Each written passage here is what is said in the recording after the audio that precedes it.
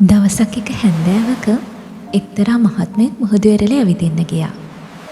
හරිම සංසුන්ව මෙහෙම ඇවිදගෙන යද්දී ඔහු හරි අපූර්ව දෙයක් දැක්කා. ඒ තමයි හරිම හුරුබුහුටි පුංචි දරුවෙක් මුහුදු වෙරළේ තිබිලා ඇහිඳගත්ත මොනවදෝ දෙයක් හරිම පරිස්සමට ආයෙත් මුහුදට විසි කරනවා. බොහොම බැරෑරුම් මූණකුත් හදාගෙන මේ පුංචි දරුවා කරන දේ දිහා ඔහු ටික වෙලාවක් කුතුහලයෙන් බලාගෙන හිටියා. ඊට පස්සේ හෙමින් කිට්ටු වෙලා පුංචි දරුවගෙන් ඔහු මෙහෙම ඇහුවා. පුතා මොනවද ඔයා මේ කරන්නේ? පුංචි දරුවා මේ විදිහට උත්තර දුන්නා. මම මේ තාරකා මාළුවන්ව ආපහු මුහුදට දානවා. අද ටිකක් රැල්ල සැර වැඩි. ඒ නිසා තාරකා මාළුව ගොඩාරියක් වෙරළට ගහගෙන ඇවිත්. ඉක්මනට මම එයාලව ආයෙත් මුහුදට දැම්මේ නැත්තම් එයාලා මැරේවි. ඉතින් අර මහත්මයා ටිකක් වෙලා කල්පනා කරලා දරුවට මෙහෙම කිව්වා. පුතා ඔයාට තේරෙන්නේ නැද්ද?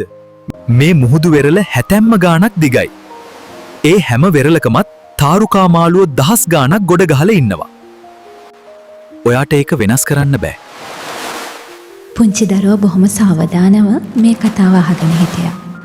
ඊට පස්සේ තවත් එක තාරකා මාළුවෙක්ව ඇහිඳගෙන ඈත මුහුදට විසි කළා.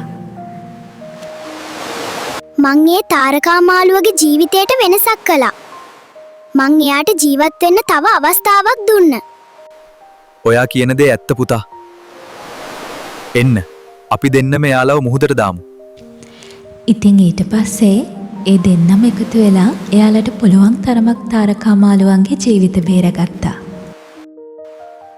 අපිට මේ ලෝකේ උදව් කරන්න අවශ්‍ය හැමෝටම උදව් කරන්න බැරි වෙන්න පුළුවන්. හැබැයි අපි කරන පුංචි උදව්වකට පුළුවන් තව කෙනෙක්ගේ ජීවිතය වෙනස් කරන්න. ඉතින් වතුරට වැටිලා ඉන්න පුංචි කූඹියෙක්ට හරි කමක් නැහැ උදව් කරන්න පුළුවන් නම් උදව් කරන්න. මොකද අපි මේ ලෝකෙට කරන හොඳ දේවල් කවදා හරි දවසක බ්ලෙසින් එකක් වෙලා ආයෙත් අපිට ලැබෙනවා.